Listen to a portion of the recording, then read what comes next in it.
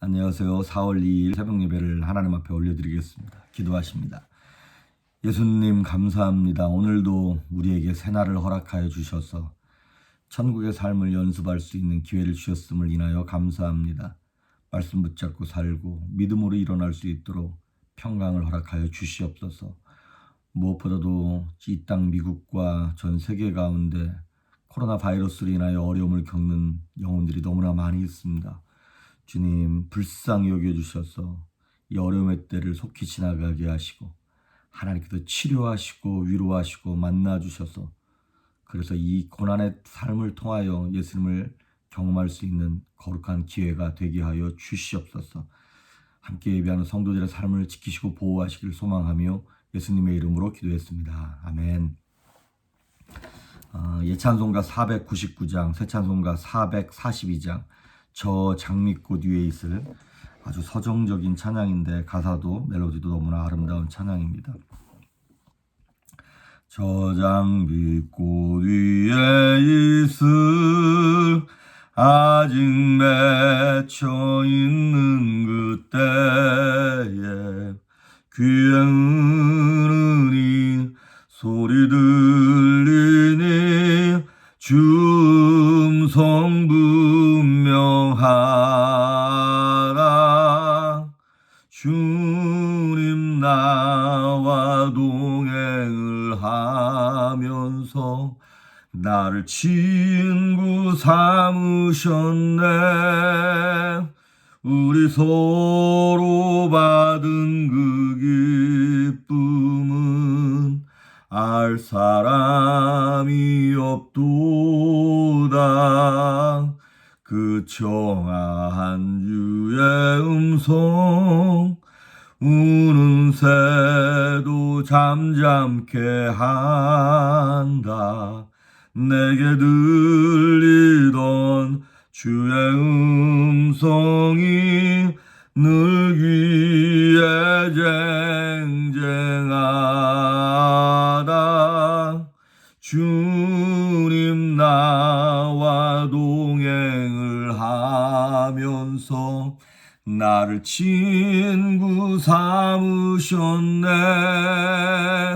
우리 서로 받은 그 기쁨은 알 사람이 없도다.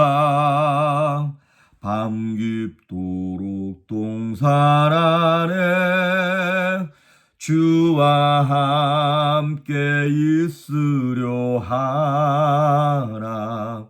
괴로운 세상에 할 말아서 날 가라 명하신다.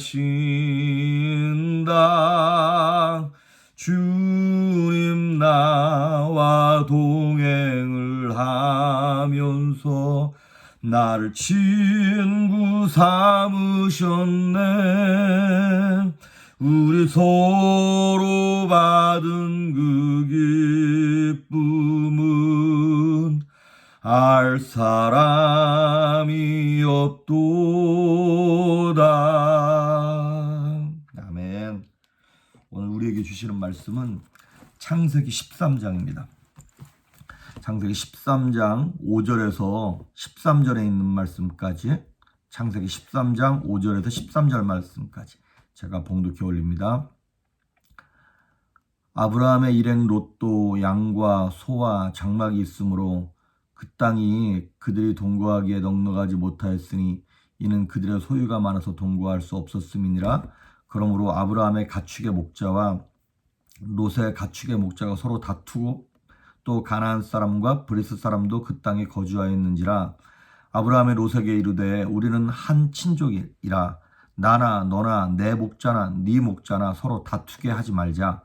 내 앞에 온 땅이 있지 아니하냐. 나를 떠나가라. 네가 좌하면 나는 우하고 네가 우하면 나는 좌하리라. 이에 롯이 눈을 들어 요단 지역을 바라본즉 소알까지 온 땅에 물이 넉넉하니 여호와께서 소돔과 고모라를 멸하시기 전이었으므로 여호와의 동산 같고 애굽 땅과 같았더라. 그러므로 롯이 요단 온 지역을 택하고 동으로 옮기니 그들이 서로 떠난지라. 아브라함은 가나안 땅에 거주하였고 롯은 그 지역의 도시들에 머무르며 그 장막을 옮겨 소돔까지 이르렀더라. 소돔 사람은 여호와 앞에 악하며 큰 죄인이었더라. 아멘. 어제 숙제는 다 하셨나요? 잠언 29장 25절 사람을 두려워하면 올무에 걸리게 되거니와 여호와를 의지하는 자는 안전하리로다. 자, 오늘 말씀은 아브라함과 삼촌인 아브라함과 조카 롯이 이제 서로 갈라서는 장면입니다. 사실 갈대아 우르 지역에서 나올 때 이 조카 롯에게 아브라함은 아버지와 같은 존재였어요. 나중에 하란에서 이제 그 조카 롯의 아버지가 죽으면서 아브라함이 롯을 아들처럼 데리고 키우다시피 하면서 가나안 땅까지 데리고 들어옵니다. 그런데 하나님이 이들에게 복을 주셔서 양떼가 너무나 많이 늘어난 거예요. 근데 목초지가 없다 보니까 서로 이제 갈라서야 할 타이밍이에요. 그런데 아브라함이 9절에 보면 조카 롯에게 먼저 선택권을 줍니다. 네가 좌하면 내가 우하고 네가 우하면 내가 좌하리라. 그러면 인간적으로 조카 롯이 인사치레라도 삼촌이 먼저 정하시면 내가 그 다음 거 하겠노라고 이렇게 얘기해야 되는데 좀 이 롯이 싸가지가 좀 없었던 모양이에요. 보니까 눈을 들어서 요단 지역을 바라보고 그래서 소알까지 온 땅에 물이 넉넉한 것을 보면서 여기가 너무나 좋네. 그리고 소돔과 고모라 땅이 있는 그쪽 요단 동쪽 땅을 선택합니다. 사실은 이 롯이 잘 살아보려고 선택한 거죠. 그리고 자기 딴에는 자신의 경험과 지식 여러 가지를 다 동원해서 육신의 눈에 보기에 아주 좋은 곳을 선택한 거예요. 그래도 오죽하면 거기 10절에 보니까 그 땅이 얼마나 아름다웠냐면 여호와의 동산, 에덴 동산 같았고 애굽 땅과 같았다는 거예요. 그 당시 애굽 땅은 전 세계의 가장 강력한 슈퍼파워로서 농사도 잘 되고 목축업도 잘 되고 너무나 좋았던 그런 땅의 대명사였습니다. 그래서 롯은 어찌 보면 가장 이상적인 곳을 선택한 거예요. 그리고 처음부터 롯이 죄 지으려고 꼭 무슨 라스베가스 같이 소돔과 고모라가 눈에 들어와서 그 땅을 선택했던 것은 아닙니다. 처음에는 그냥 요단 지역을 바라보다가 목초지가 좋아서 거기를 선택한 거예요. 그런데 결과론적으로 보면 그것은 영적으로 망한 곳이죠. 마치 지금 저희 교회가 있는 곳이 이제 북가주입니다. 샌프란시스코, 산호세, 오클랜드, 버클리 이런 도시들이 있는 곳이에요. 이 땅에 좋은 IT에 관계된 본사들이 다 여기 있습니다. 그래서 다른 곳이 되게 불경기라 그래도 이곳 북가주만큼은 그래도 잡이 많고 일자리가 많은 곳이죠. 그러니까 인간적인 눈으로 볼 때는 여기가 살기가 참 좋은 곳이라는 것이에요. 하지만 아시다시피 이 북가주가 영적으로는 너무나 어두운 곳이고 꼭 이 시대에 바벨탑 같은 동네가 여기입니다. 사람들이 자기 지식을 의지하고 그래서 우리가 하나님처럼 한번 높아져 봐야겠다라고 지식의 탑을 쌓는 곳. 그리고 과학 기술과 문명이 발달하다 보니까 돈이 넘쳐나고 물질이 넘쳐나고 그다음에 자신의 쾌락을 쫓아서 살다 보니까 미국에 있는 그 어느 곳보다도 이곳에 동성연애와 같이 이런 하나님 보시기에 악한 것이 넘치는 곳이 바로 여기이죠. 제가 남가주에 있을 때 이제 대학생들을 지도했으니까 가끔 이제 고등학교 3학년, 12학년 자녀를 둔 부모님이 와서 우리 아이가 이쪽 북가주에 무슨 버클리가 됐다, 어디 스탠포드가 됐다, 그래서 막 학교를 거기 가려고 그런다 그러면 정말 열심히 말렸어요. 거기 가지 말라고. 북가주에 그 영적으로 어두운 곳에 가서 망하려고 그러냐고 그렇게 뜯어 말렸는데 제가 지금 여기 와 있어요. 여기가 참 어려운 곳이에요. 그러니까 우리가 참 그런 것 같습니다. 환경이 좋고 여건이 좋아서 선택했어요. 아니면 그 배우자를 선택할 때도 그 사람의 스펙이 너무 좋은 거야. 외모가 화려하고 집안이 좋고 능력이 있고 그런데 나중에 지나고 나서 봤더니 이게 허우대만 멀쩡한 거지. 아주 그냥 영적으로는 완전 타락이었고 진상 중에 진상 같은 사람을 주변에서 많이 보지 않습니까? 그러면 어떻게 해야 되느냐는 것이요. 두 가지만 간단하게 보겠습니다. 첫째는 뭐냐면 우리가 한 가지 조심해야 할 것인데 눈에 보이는 대로만 결정하면 망합니다. 선악과가 그랬죠. 선악과를 딱 보니까 먹음직하고 보암직하고 지혜롭게 할 만큼 탐스럽다 그랬어요. 그런데 여러분 보기에 좋은 것이 나쁜 건 아닙니다. 그런데 정말 중요한 건 뭐냐면 하나님이 먼저 말씀하셨다는 거예요. 그거 먹지 말라고 가장 중요한 기준을 하나님이 먼저 허락하셨잖아요. 근데 그거를 잊어버리고 그거를 멀리하고 눈에 보이는 대로만 선택을 한 거예요. 그것이 실수였다는 것이죠. 롯도 보시면 아시겠지만 롯이 처음부터 소돔과 고모라를 선택해서 간 거 아닙니다. 처음에는 요단 들을 봤고 그 다음에 점차 옮기다 보니까 소할 땅이 보이고 나중에 동으로 가다 보니까 거기에 소돔과 고모라가 있었던 것이지 처음부터 작정하고 죄져야지 타락해야지 이렇게 하는 사람은 없어요. 여러분 그 근묵자흑이라고 하는 그 사자성어가 있지 않습니까? 이렇게 까만 거 만지다 보면 까만 거랑 놀다 보면 같이 손도 새카매져 있는 것처럼 우리가 죄 지을 수 있는 환경에 나를 노출시키는 것이 정말 어렵습니다. 정말 미션을 가지고 가지 않는 한 우리는 정말 그러한 것을 결정하는 데 있어서 하나님이 내게 말씀하셨나 안 하셨나라고 하는 그 기준을 먼저 찾아야 한다는 것이죠. 마태복음 7장에 보면 예수님 말씀하시기를 너희가 좁은 문으로 들어가고 좁은 길로 걸어가라는 거예요. 그런데 사람들이 좁은 문으로 가지 않으려고 하는 이유가 있는데 왜냐하면 그 문이 좁고 그 길이 협착해서 협착한 것만 보는 거예요. 그러니까 하지만 이게 아무리 그래서 이 사람들이 막 넓은 길로 간단 말이죠. 하지만 아무리 길이 넓고 좋아도 그쪽으로 결론이 마지막 목적지가 우리가 가야 할 곳이 아니면 아무리 길이 넓어도 가면 안 되는 거잖아요. 마치 우리가 북가주에서 남가주 내려갈 때 프리웨이를 5번 타고 사우스 타고 내려가야 됩니다. 그런데 사우스가 막힌다고 놀스로 올라갈 수는 없지 않습니까? 그런 것처럼 우리는 그냥 옳은 길이 아닌데 편해 보인다고 좋아 보인다고 많은 사람들이 그리로 가고 있다고 너무나 쉽게 동조해서 움직인다는 것이죠. 보는 것을 가지고서는 눈에 보이는 것만으로서는 우리를 올바른 길로 인도할 수 없습니다. 바로 왕이 그랬죠. 하나님께서 수많은 기적을 보여주셨습니다. 그런데 그 많은 기적을 봤는데도 불구하고 마음은 더욱 강팍해지는 거예요. 예수님 당시에도 이 사두개인과 바리새인들이 예수님의 수많은 기적을 보지 않았습니까? 근데 봤는데도 예수님을 죽이려 드는 거예요. 그러니까 눈에 보이는 대로 살면 망한다는 것이죠. 그럼 어떻게 해야 되냐? 두 번째. 들려야 산다는 것입니다. 듣고 난 다음에 봐야 하는 건데 들리는 것 없이 보기만 하면 망한다는 거예요. 잠언 29장 18절에 뭐라고 나와 있냐면 묵시가 없으면 백성이 방자에 행한다 그랬어요. 묵시. 뭐 옛날 다른 영어 성경에는 이제 비전이란 말을 썼는데 요즘 성경에는 보니까 그 묵시를 뭐라고 영어로 했냐면 revelation, 계시란 말을 썼어요.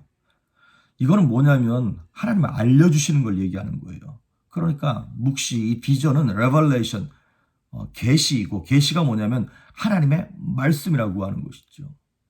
그러니까 롯이 실수한 게 뭐냐면 자기가 하나님의 음성을 못 들으면 하나님의 음성을 잘 듣는 아브라함 옆에 붙어있기라도 해야 되는 거예요.